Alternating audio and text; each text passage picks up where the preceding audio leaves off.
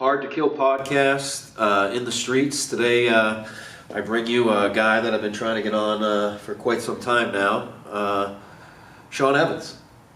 And I'm glad to finally get on here. I know I'm not the best with committing to this, but he has tried for about a year.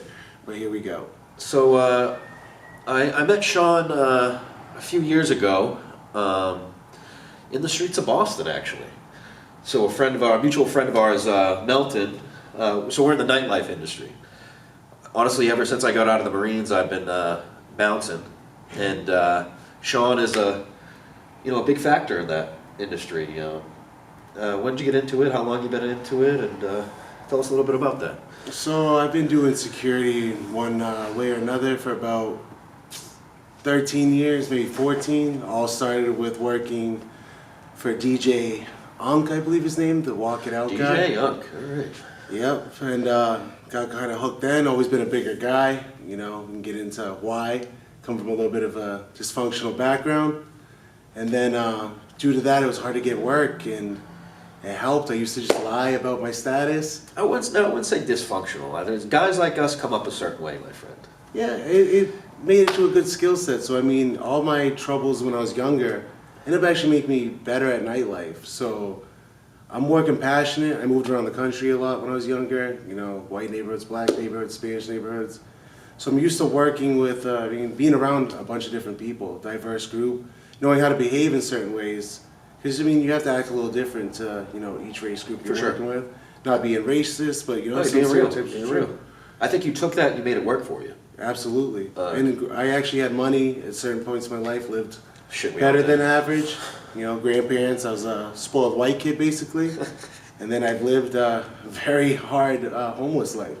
So crazy how that happens, huh? Yeah. So it helps knowing in nightlife where people make their money, whether they're living a street lifestyle or they're rich off stocks. You got to handle each person's a little differently.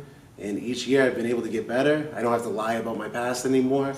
They accept me off my skill set alone. I do believe I am the best in New England at what I do. I don't know about any further than that. But as far as security, I have a great wealth of knowledge, and it's been a fun ride. So I think that's what attracted me to you. I consider myself a warrior, Marine Corps background, and you haven't said anything about it yet, but Sean is actually a MMA fighter. You started in local circuits in the Massachusetts area, and why don't you tell that background about you a little bit? So, I did a bunch of different martial arts when I was younger, and, I was always young for my grade. I was actually more of a book nerd at one point. It's hard to believe with how I turned out. But, I was nerdy, little anime watching kid, and, loved all the little face storylines, Goku and Dragon Ball Z, all that stuff. Watching Bruce Lee when I was younger. It's funny how that came back around. Yeah, absolutely. Back when I thought wrestling was real, we all fell for that. Yeah. Nothing against wrestlers that watch this. You guys are extremely good athletes, Absolutely. and it's very hard to what to do. Absolutely. But I remember I cried. First time I found out it was fake. Is that the Stone Cold Rock era? So a little bit before, I'd say a couple years before that. I was a giant Kane fan. Absolutely. I loved Hulk Hogan, just the celebrity part of him. It was just he was larger than life. But my favorite was Kane. I've always had Kane and Undertaker. Yeah, the darkness of that situation. I agree.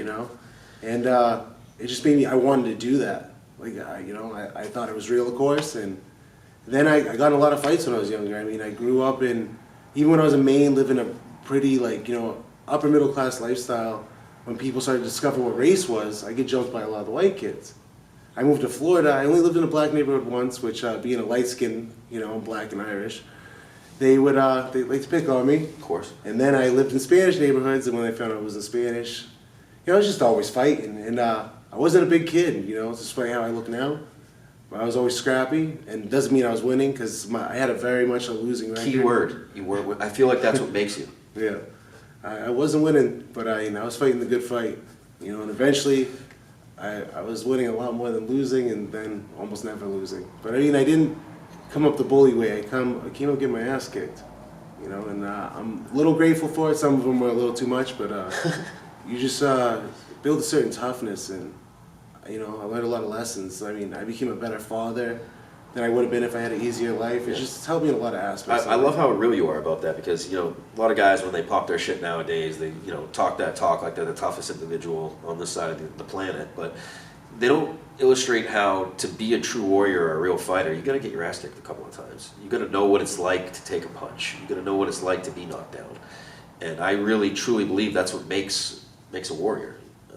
Absolutely. I mean, Rocky has his corny movie stuff, but a lot of what he said in that movie really does. Cuts deep. It does. I mean, how hard you hit, or get hit, it's about, you know, if you get back up. I mean, it really is true. I mean, you can be the, not tough, what's the word? You'd be a beast and like be able to kick people's ass. But I don't respect people like that if they can't take what they give. Just like if with a Joker, like those people that like, you know, me and him like to bust each other's balls. You know, we get on each other's nerves every once in a while, but it's a give and take. I mean, whatever you give out in this world, make sure you can take it back. Absolutely. It's big. It's big with me. Big on your character. So, how do you think that the security industry in Boston in general is a unique trade? Boston nightlife is pretty unique in general. Have you seen how it's changed from, like, say, The rough days? the rough days, the dark days? You know what I'm referring to back then. When I say the dark days, I'm referring to the 2010, 2012, 2013 era before, if you will, the woke era, which is now. Absolutely. What have you seen change? I like some aspects of it. I mean, it's no secret I like to fight. I mean, I'm a fighter. But, you know, old Boston, I mean, you could really kick the shit out of people and not get in any trouble. But like most things in the world, there seems to be no happy medium. I believe it's too strict now, and it was probably too loose back in the day. You know, but that's just the way the world works. It seems to jump. You know, when anyone wants equality for anything, they end up getting more rights than the original group. You know, there just never seems to be. It's a weird thing in society. In nightlife right now, I mean, you always gonna be scared of getting like a lawsuit. I mean, I was just gonna say that actually. So last night I was working at the club that I run a security team at, and we got into a little incident where so fake IDs is a huge industry, especially in our era. And some young gentleman came in with a fake ID, and they didn't like how we handled the process of whether they could come in and drink or not. And the first thing on their mind was to whip out a phone, try to record you, and try to jam you up, try to get you in trouble. Which, I mean, we weren't showing any disrespect to them. We kept it simple, like, you gotta be 21 to drink. This generation loves to do that even when they're in the wrong. I don't want to say it's just because everybody has phones now, but I really because we had phones back in the day to a certain degree, but I wasn't trying to jam people up with trying to get them on a video all the time. I really think that right now is just an odd time for that. Society is getting weaker, I'd say in general, but what's that saying? You know, what is it? Hard times make hard men. For sure. Good times make it just gets softer. You hear Sean Strickland talking about that a lot. Yeah, he's that dude's a lunatic, but I really do. I do love him. I love him. Shout out to Sean Strickland. But you know, I'm like a lesser extreme than him. You know, I grew up a little rougher than he did, from what I've read. And one thing about growing up rough is you get humbled. Definitely. And like I said, it's really helped me being with nightlife. Like I excel. I mean, sometimes I've lost my cool. It happens to all of us. But no one's perfect. I'm really good at taking bullshit from clients, and a lot of it is because I feel like a lot of security make the mistake is they don't understand we're profiting off getting these people drunk. We set an environment that gets them to come off their money and, you know, be inebriated, and then some security like to attack them when they're too drunk. It's like, guys, we got them too drunk. We're making money off this. Yeah. So I try to treat them with respect until you can't, you know, and that's helped me be a good leader, and I like to lead by example. I mean, anywhere I've worked, I've assumed the lead role, and people follow my steps, and I try to carry that responsibility well. Like, you know, I'm not perfect. I lose my shit on my staff more than I do the clients, but I always have their back, and anyone that works with me knows that I noticed that with working with you. You always lead from the front. And it's something that I champion, being from the Marines and coming from combat scenarios to this. You always will do what you try to get someone else to do. So we see you doing it, And we know it's something that we can do ultimately because you're in the trenches with us. And that means a lot to the grunts, to the guys doing the jobs. And you excel at that. I worked with Sean for about a year downtown at a club called Bodega. And the way he runs his team is very, it almost mirrors a Marine Corps fire team. And yeah, I got to give you props on that, man. You do really well with that. And before we get going too far, I wanted to shout out the guys that supported this podcast, if you will, or this show today. And it's going to be a guy, Sean Lawsu from Worcester, Mass. Undisputed Nutrition. Louisa, however you say his name. It's a tough one. It's a tough one. Great guy. I'm wearing his brand, but I had to make sure to wear the gym I'm representing right now. This is currently Tornado Gym. Coach Hanny, Hudson, Mass. Great gym, great for physical fitness. We have a little partnership. Go more on that on a longer podcast. But back to Undisputed, that place is amazing. He will build the gym for you. He'll get the equipment for you, give you your supplement needs, diet advice, and the guy's charismatic as all fucking. Something I noticed about Sean from the beginning is a lot of guys that have these little supplement shops, they hustle you a little bit. They oversell you. They push a product that they're partnered with and they're trying to get you to buy so they can make more money. That's not what Sean's doing. Sean really cares. You can tell he has a lot of mainstream places I feel are like that. I don't want to bash any place by name, but we know that more chain things. Mom and pop operations, always tend to be a little bit better, but Sean really does excel Sure. to the point where his wife Sunny kind of has to check him sometimes. He's almost too giving, and some people take advantage of that. But he takes it as if you treat a bunch of people good, it usually comes back. Absolutely. Which is how I like to live my life too. When second I found with Sean, at first I'm not gonna lie, I don't even know if I told him this. I thought he was a bullshitter. He was just like so kind. I'm like, well, you assume that up there. yeah. It's I'm like, what are you trying to use me for? What are you selling me on? And I've helped him out through a lot of situations. He loves to brag about me, but I say it's a pretty one-sided friendship. He's helped me out a lot. Like I feel like I'm using him, and I always try not to. Ultimately, great dude. Check out a shop. Off the top of my head, I can't think of the street that it's on, but downtown Worcester. We'll put the description and we'll tag him in the description of the video, so you guys can check out his shop. Shrewsbury, but it touches Worcester. Most of us call it Shrewsbury, Worcester, and so on. But we'll make sure to get that in there. Definitely. Well, he will, because I am hopeless with technology. I can't even text. So, anyways, back to nightlife, if you will. That's something that drew me to you instantly, man. Like, coming out of the Marine Corps, you kind of feel lost at first. You don't really know what to attach yourself to or what to do. And you kind of brought that element back to me. You kind of showed, as we were talking about leadership from the front, and that, attracted me instantly to your team. And I'm glad Bodega's doing well right now. I'm glad you're doing successful with them. Very much in part due to...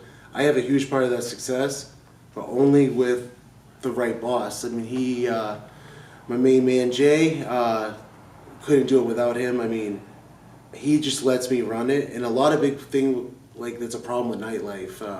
The most successful place in all of New England, I'm not going to name the company because I did network off them and I'm friends with some of the higher ups. But micromanagement is a real problem in nightlife. Oh, yeah. Especially with Absolutely. security is the most disrespected part. And by pay scale, paid the least. I mean, I can't lie. I'm very taken care of, but I earned it. But one thing with Bodega, I'm lucky. Jay just lets me do my own thing and doesn't ask questions. And if it really does come down to it, I just don't lie to him. That's why I believe you guys are successful, is because you have that good dynamic. And keep in It's mind, key. security is a very intricate job. I mean, I know it's just lumped off to, getting a bunch of tough goons and, The problem with it, with the wrong management, is security doesn't generate necessarily money. So if you're a bar back, you're increasing the speed of the bartenders. Bartenders are directly with the liquor sales. Bottle girls, other management, like they're directly correlating to the money being generated. But with a good security team, less lawsuits, the bottle girls can do a better job, they feel safer. So security actually is one of the most important for generating money. But all of nightlife makes its money off liquor. It's up to 200%, like being the low ball, to 1,000% markup on liquor. still, I feel like if everyone feels comfortable in that element, Yeah. which is our job, to make everybody feel safe and comfortable, they're going to do their jobs better. which Absolutely makes the place run smoother. And a lot of places just don't understand that. With Jay, like I said, with Bodega, I run the security and other aspects of the nightclub, but he always, if anything, overstaffs. I mean, having a good security team anywhere is just it's so key. Absolutely. A couple lawsuits can get a place shut down, and a lot of people don't know this about Mass. No new liquor licenses are created. It has to be grandfathered. And they're, I believe, 350,000 right now. It used to be 250,000. Huh. And once you lose that, whoever the license is under, that's attached to your social. Oh, yeah. And it's a real hassle. With the right security team, you can keep making money. And there's a lot of money in nightlife, even in some of these clubs that don't look like they're doing well. I mean, there's just a lot of money. So why take a short expense, spend a couple $100 extra on a good security team? I mean, it's really paramount. Makes a difference, for sure. Sure it does. Now, kind of sidelining off of security a little bit, tell us about your fight career, man. Are you thinking about getting back into the game a little bit? I mean, I know we've talked a little bit about it. I mean, you're definitely in shape. I mean, you're working out almost 2 days every day. I see you. And I know that's something that's on the back of your mind, man. Anyone that's competed or been at that level, I mean, that's always, come on, you're a shark, brother. Yeah, I love fighting so much, but I also don't like to disrespect the game. So a lot of people always ask me, because I never fought in the UFC, but I've actually beaten, people that have been in the UFC and stuff. Stylistic matchup, I'm not going to even use the person's name. I don't like doing stuff like that, and we're friends to this day. I can beat him, but he can beat people that I get my ass whooped by. Styles make fights, but off that topic, I believe if I put myself fully into it, I can make it to the UFC. But I do not believe I can make a run in the UFC. This is just honest. I'd have to get very lucky on a fallout and basically get lucky in a fight. Luck is when preparation meets opportunity, but I'm not on that level right now. And I just don't, I'm very realistic about where I'm at. And then locally, there's only one guy that might be able to take me, and I'm probably going to call him out, but I'm trying to go out on a win. But I do believe I can beat him. He might be a little bit better, but I really pride myself on being, it's not a sport for tough guys. You got to be tough. Just being smart is better, more technical. But I mean, I am proud of my special ability to endure. So I'd like to go out with the right fight. I want to do one more MMA fight, and I want it to be against a tough opponent. It's really important I go out on a win, because I'll get into a bad space if not. But I also, which is a real problem in MMA, UFC is better than most with this, but even they do it, they've set up fights for you to win. And Politics. Yes. I've only had one fight in my whole career where it was like basically guaranteed I'd win. And he called me out, and I had a severely broken ankle 10 days out from the fight. Oh, man. My foot completely snapped. Do you see that a lot with guys? Making fights happen with injuries regardless? Yes, because we like to blame it on the fight. And a lot of fighters are broke. So get it taken care of. And then, like I said, a lot of the good guys, if you look at who they're fighting, they are fighting bums. The guy that, I'm not going to say by name, just because until it's like, I'm for sure going to do it, I don't want to say his name. He's a really good fighter, really good. But I mean, he is fought in trash cans. Absolute bums. He's undefeated. I'm sorry about that word. I respect anyone that steps in the cage, but I mean, there's just levels to this game, and he hasn't fought any real opposition. But he is a legit animal, don't get me wrong. So a lot of people will take the right fights to get to the UFC. Makes sense if you just want to tell people you're a UFC fighter. Yeah, I've known people like that. But for the people in the know, they see it happening. I don't believe you should do that. The old saying in boxing, every third fight should be a real fight. Gotcha. Two tune-up fights, even I don't believe in that, but that's intelligent. That's what I advise people to do. A couple easy fights, and then a guy right on tier. What my belief is, if I can't make a run in the show, at least to the top 10, ideally top 5, you want to shoot for the title, like I said, that is just not in the books for me. That'd be a complete bullshit thing if I said I could do that right now. There was a time that would have been possible had John Jones not been champion, with a lot of lucky opportunities arising. There was never an era where I could beat a guy like that. But, kind of what happened with Bisping, world-class talent. Oh, yeah. But there was people better than him. He was never technically the best at that weight, but the right fights happened. He made it happen. Yeah, and that's what I believe could have happened with me with a lot of Gotcha. luck. What But do you think? Not to interrupt you. What do you think about the current climate of the UFC? Because a lot of things have changed, and let's be real. John Jones is coming back. I mean, how do you feel about that? Are you excited? You think it's So gonna my work famous for him? saying about John Jones, God bless you, don't kill me when I see you. When I die, if I die before John Jones, I always said I really would. I hope he's my pallbearer, so that he can let me down just one more time. I love him. John Jones is the best fighter in any combat Absolutely. sport of Absolutely. all time. The only person I believe that's even been close, had he fought for longer, would have been Khabib. He was that dominant, but he was so dominant and a specialist. Yeah. Like he just owned people. For sure. Didn't fight enough, but he was that good to be in the conversation. But what makes John Jones better than everybody, because GSP is another like just amazing fighter, like course. God tier. You know, if there's A tier, then there's a S tier. There's another tier. There's for like GSP. a very few people. Yeah, there's the GSP, John Jones. GSP would beat you where, so he fights a striker, he'd wrestle him. Like, just very intelligent individual. He used to buy the octagon size, because there's multiple different octagon sizes in the UFC. And every promotion has different sizes, octagons. He'd find out what size octagon he was fighting in so he could mimic it. Really? And that's dedication. Absolutely. But then the difference between GSP and John Jones, so John Jones finds you're a good striker. He wants to beat you in striking. That's a sick motherfucker. He wants to dominate you in what you're good at. And that's the one thing, I took the GSP approach. I'm a pretty savage guy. And when I tried to do the John Jones approach, that's when I started losing more. You know, I let the fans, another reason why I don't chase the dream anymore. Really think about that, though. Like, John Jones takes it so seriously. Attacks you where you're good. He wants to beat the shit out of you and what you think you're best at. That's just a certain type of savage that you don't see. Savage, just God-given talent. Like I said, I tried to do it, didn't work. I've become quite a really good boxer over time, which is something I was really terrible at in the beginning. I've always been a great grappler. But the second I decide to strike with other high-level guys, there's a chance of them winning. You know, I've come a long way. But I am the best in New England, hands down. I will say that on camera. Like, I'm a humble guy about a lot of things. If there's cage work involved, I am very dominant. I've beaten a lot of champions. Like I said, I don't like to name drop on people, but a lot of the who's who I've absolutely dominated. So grappling's your bag.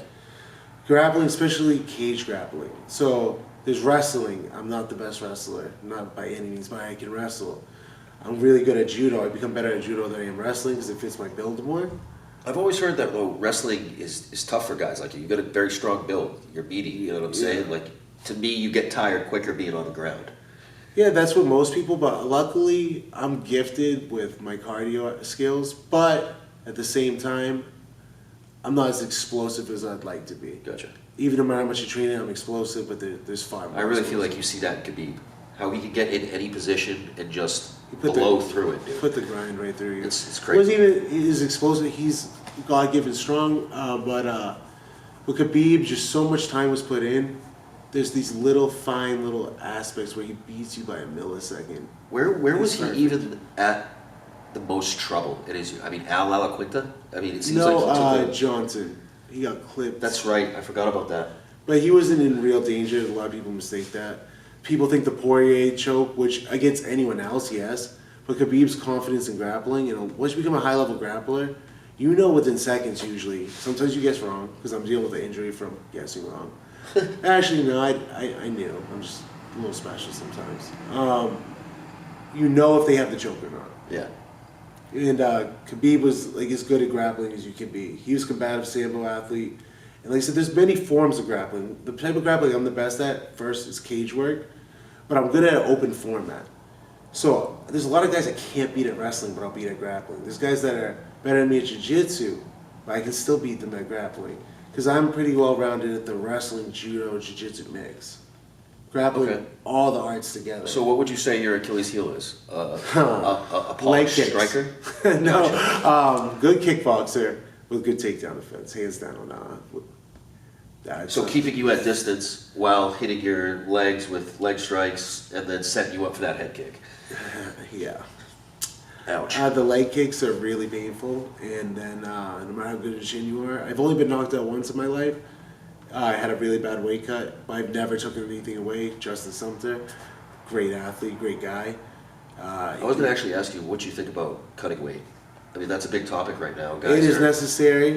It is necessary, but not to overcut. I made a mistake of, I trained so hard. I came back from actually having a spinal break. My C4, like it's a career ender for most. I ended up having the best camp of my life, and I had a bunch of people in New England help me for that camp, and I was dominating 2 UFC fighters I was training with at that time, you know, for like a pro debut, and they're in the UFC, and I was kicking their ass. Wow. It wasn't even competitive with some, and I was really lean, so I'm really good from all the years of working out of knowing what I weigh. But I had not touched the scale or anything because I got kind of fat after the neck injury, couldn't do a lot of things. And when I could start training again, I just became an absolute animal. That would mess with me knowing that I could throw around guys that are in the UFC right now, and I'm not. Yeah, but then the weight cut problem happened. So I was thinking I was under 200 pounds because I was at probably like at the 7 point something percent body fat. And a lot of people don't understand how lean that is because a lot of people lie about their body fat percentage. Facts. 3% is like how Rocky was in that one movie with the Russian, and he almost died. Fucking yoked. That's yeah, right. and he almost died from that. If you get into the 3%, it's very it's a lethal range. When you guys see guys that are freaky shredded, besides certain bodybuilders, which they're not actually athletic, they have no cardio. 5% is like next level, like Figueroa. Oh yeah, right now especially. Yeah, It's looking great. but that's so I got to that level for like a day or two. I ended up at 5%, but so back to the weight cut. 10 days out, I get on the scale, and I was 208 or 210. I can't quite remember. I had to weigh 186 10 days later, and I was around 7-something% body fat, shredded. This is not good. And then I started the weight cutting process and kept training. I mean, the Sunday before, so we weigh in on a Friday.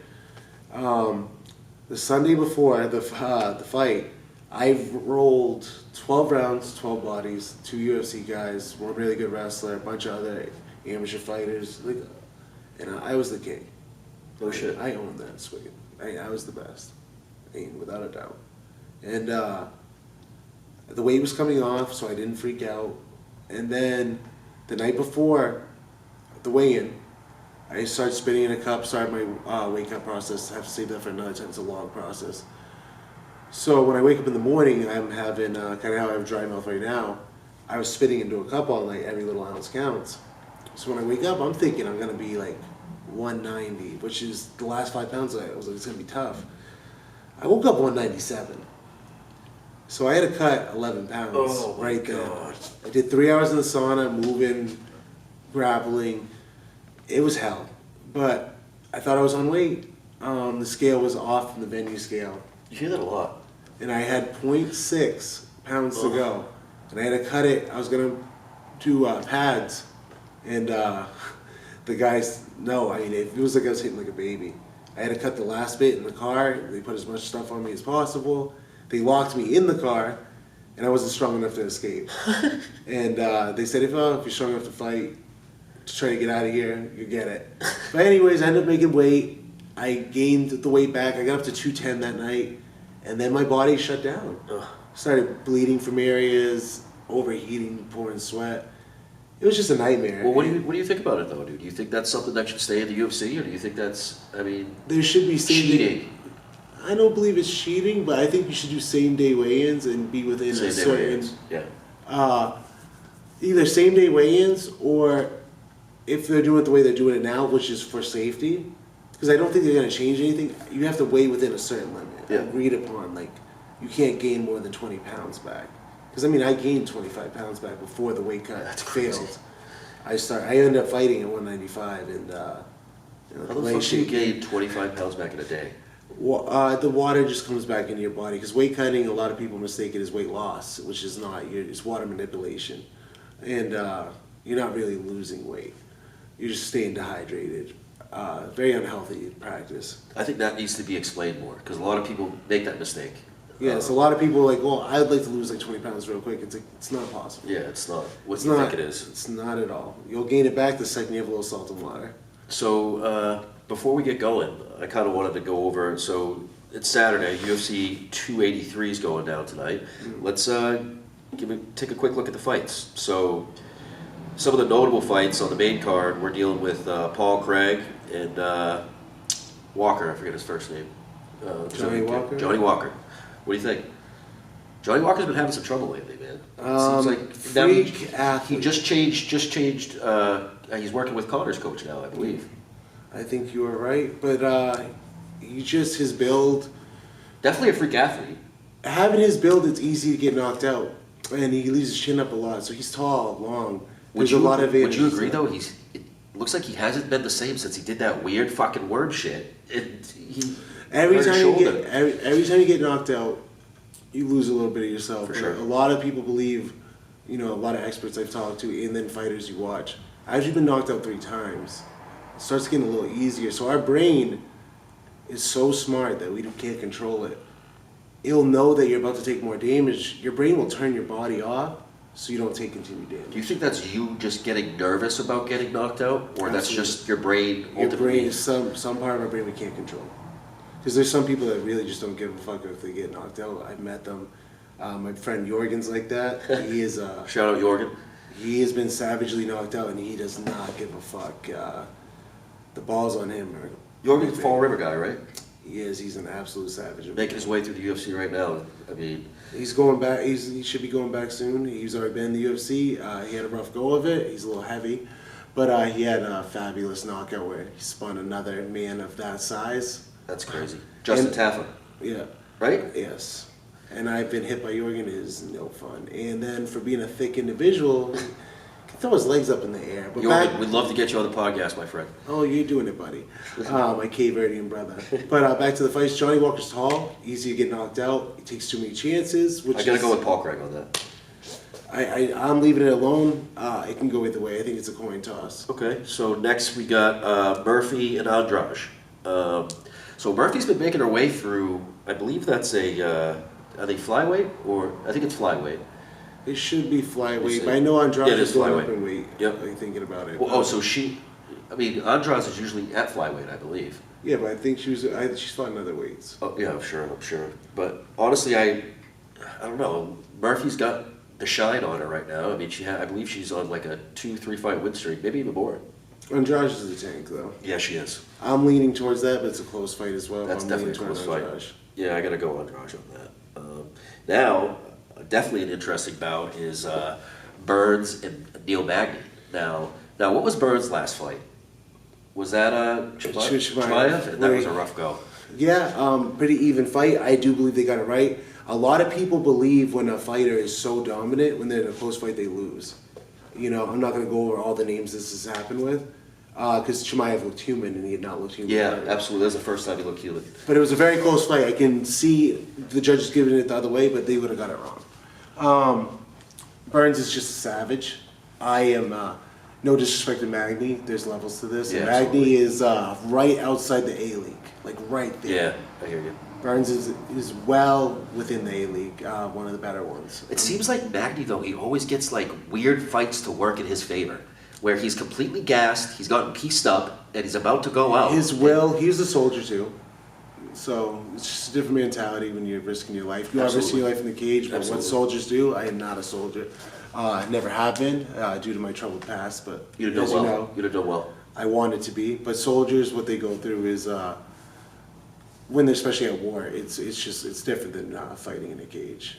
So for some people, cage fighting is harder because it's one-on-one. But let's be real, soldiers have it worse. I don't know if you noticed what I posted the other day, but I believe it was a Jocko Willick podcast clip. It was a older gentleman that came on. I don't know his name. I should plug him somehow if I know his name, because it's the second time I've talked about him. But I don't know if he was a general, lieutenant, whatever he was, but he definitely led soldiers or Marines in combat. And he spoke about, he's like, a true warrior accepts death. Absolutely. They need to accept death to do their job efficiently and completely. if you're worried about coming home, your kids, your wife, what's going on in your town, you're not thinking about that task at hand. Well, a lot of great fighters and great soldiers are not good husbands. And, It's very true. there's a thing about that. Like every time I've had a fight, I accept I'm gonna Going out on your shield. I can die, and I have kids, so that's irresponsible. But that's what makes me a savage, and it does it with soldiers too. I truly believe that that's the bond that we can feel between each Absolutely. other, and you don't see that with other civilians. Yeah. That's why I think Marines, soldiers can relate so well to fighters, and that's why I want to have them on the podcast more. Is we have a certain mentality that other people don't have. Absolutely, and a guy like Magny, he has that. He Does. accepts he can get hurt, and in MMA, anything can happen. With boxing, the better fighter almost always wins, just because the better fighter can still lose. A lot of people think because the guy lost to one guy, he's better. I believe I beat one guy that's better than me, and I lost 2 fights. One was completely fucking bullshit. Don't want to exit. Not to interrupt you, I believe that what you just described in Neil Magny is going up against a better athlete, which is in Burns. Now, have we seen Burns quit a few times? Absolutely. Not even just a better athlete. I think he's slightly a better fighter. Yeah. But definitely a better athlete. But Magny has a chance in the deep rounds. But like I said, I would not, guys, do not bet on that. If you're going to bet Burns, even if I got to go Burns on that. Yeah. Shorter, lower to the ground fighter. On the ground, his jiu-jitsu, he's known as the best jiu-jitsu guy currently in the UFC. Like, he doesn't show it a lot because he likes to brawl, which a lot of grapplers Gotta like to respect do. that. And on the feet, he's better by a small margin, but the power difference, gigantic. For sure. So he's just the better fighter. I'm going with Burns on that one. Absolutely. So next one, what is this? 4 or 5? Big fight. Fig and Moreno. These guys probably could fight 10 times. I know, They're the I know. best 1 and 2. Is this fight 4 or 5? I think this is 4, or it's either 3 or 4. I don't No, know. it's not 3. I know that. So it's 4. Okay, so fight 4. That's crazy. Who else has fought Moreno that many times? is just because they're number 1, number 2. Yeah. Figueroa is the better fighter. Looking great right now. He's just the better fighter. Not by a lot. I believe he's the better fighter, and he's also just a better athlete. Yeah. But Moreno has that dog in him, He does. and he is a scrambler, and he just goes for it. Yeah, he does. He pulls the literally trigger. loves fighting. You know, he he's just not gun shy in the slightest. he just wins. He was the last pick on the Ultimate Fighter. I love when guys like that win. Yeah, he not only does he win the show, he gets into the UFC, actually gets kicked out of the UFC due to losses, comes back and becomes champion. What a story. But all that aside, I actually do big asterisks, or I can't think of the word right now on this.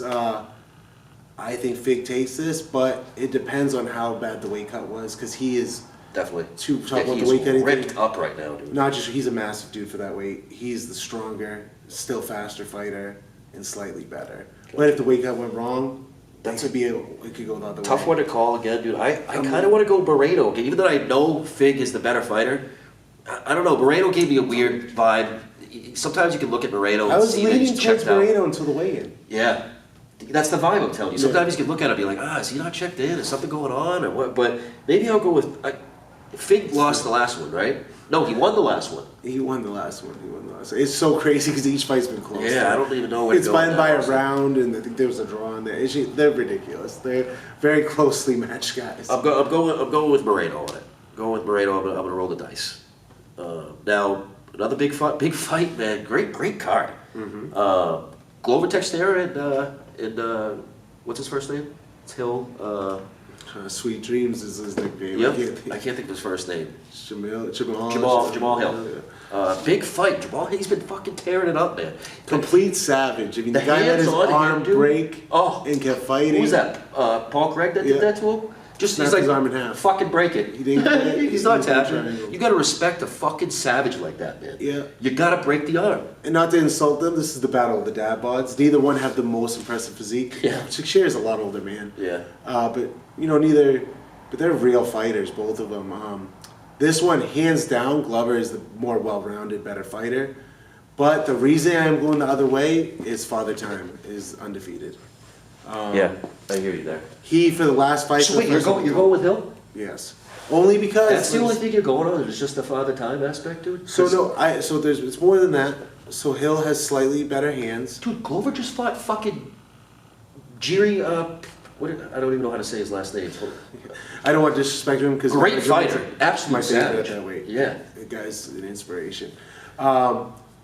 No, but he fought once after that, I believe. No, that was his last fight, I That was thought. his last fight. And he showed the fuck out on it, bro. Yeah, but he gave up for the first time, just he completely... Yeah. No, so listen, that was at the he's last so- 10 seconds, bro. I know, but he's so good. Listen, I believe he's a better fighter, but he is slower now. Yeah, it's he just is. father He time. is. He is. And giving up that little bit in the bigger weight classes, any weight class you can get knocked out, it makes a difference. Yeah. And I believe Sweet Dreams is just a slightly better You athlete. wouldn't look at Sweet Dreams and be like, he's got fucking hands of stone on him, but that dude is knocking motherfuckers out. Leverage, really known leverage, Yeah. timing, distance. Leverage I is don't right. even, I believe he's only slightly better with the hands, and that might not even be true because Glover's boxing so That's good. true. But in a stand-up fight, he's gonna get the advantage of him. He's longer, faster. It's funny, you say Glover's a boxer. I never really see him show out with his hands. You know? He has in certain fights, but he goes right to his jiu-jitsu. Very high fight IQ. So a guy like Cerrone back in the day, he has more submissions than knockouts. A lot of people don't realize, and he is not as good at jiu-jitsu as he is kickboxing. But he's a smart fighter. You rock him, people come back to life. Yeah. They counter KO you. You know, MMA is MMA for a reason. You rock someone, you know, it's easier to choke them out. If you chase a knockout, if you fight a real dog, you bite down that mouthpiece and swing. Glover doesn't make mistakes like that. That's true. So that's why. But his jiu-jitsu is better than his boxing. Not by a lot. His wrestling is pretty good. He's just a well-rounded fighter. Yeah, he is. The most well-rounded at 205. And if it's sad, if it wasn't for Father Time, he'd probably be the best fighter. He's right now always at chased 205. it. Yeah, I hear you. He's been good. So a lot of people don't realize he was one of Chuck Liddell's training partners. Yes, he was for a long time. When he was on top of the world. And from what I hear, Glover was winning a lot. Come on, really? Yeah. Impressive. Just more, he's always been well-rounded. He actually wrestled, I don't think it was either Junior Olympics, but it was for Brazil. Not to insult Brazil. It's not America or Russia or certain other countries just have a higher caliber guys. But he was good. So in America, I'd say he would be like a lower level D1, which that's a compliment, but maybe not even that, but close to that. Okay. He's a really good wrestler. His boxing is good enough to be professional, not to be a star. And his jiu-jitsu, he's competed on the world stage. So really, you're battling fight IQ too, because Jamal's still a little green. I mean, he's newer to the UFC. But he's a complete dog. Yes, he is. I am only favoring him slightly due to the youth, and he really wants this. Yeah, I know. I really feel it. To me, I feel like if it goes to the ground in any aspect, Glover's taking that. Glover's guillotine can end this fight at any But time. if Jamal can keep it on the feet and keep his distance, poke at him a little bit, and land combinations, I feel like that's going to make the difference for him for sure. Because it really only seems like he needs to land a couple of fucking punches, dude. Look what he did to what was that younger kid that he knocked out in the last couple of fights? I forget his name. He hasn't fought in a little bit. He's an Australian guy or from New Zealand. Tank. Yeah, I know what you're talking about. I'm so bad with names. Forget his name. Great fighter. Yeah. But it seemed like he retired the kid, dude. Dude was on a streak, and he just made him look like a rookie fighter, and I couldn't believe it. He really has. You can teach power. Like I teach people how to punch harder all the time. I train a lot of clients. But you either have it or you don't to a certain level. Definitely. He has it, and he knows how to use his leverage. For sure. And like I said, he's the younger fighter, less damage taken. Even though his fights have been rough, Glover has been fighting. He's got some miles on him. Yeah. He's made it work for him, dude. He fights even smarter. Yeah. He's always been well-rounded, but he's even smarter about his fighting now. But like I said, he has lost his step. Yeah, for sure. So you're gonna go with Jamal. I think I gotta double down and go with Jamal as well, dude. Yeah. Regardless, great fights, great card, and we'll leave it at that. Sean, thanks for coming on today. Awesome. Great. You guys will see me again. Yeah, we're gonna definitely get you on again. I'd love to start talking UFC with you, dude. We gotta get your brother Tom Egan on here too. You've been shouting out him for a while, Tom. Mr. Egan, come on. I say a lot of racial terms. I don't want to say the M word, but I would call him that to his face. The nicest man. I can talk about him forever. Fucking love that guy. But so once again, shout out to Undisputed Nutrition. Shout out to Tornado Gym, Hudson, Mass. Thanks for having us. And let's good luck with the fights tonight. Hard to Kill coming at you.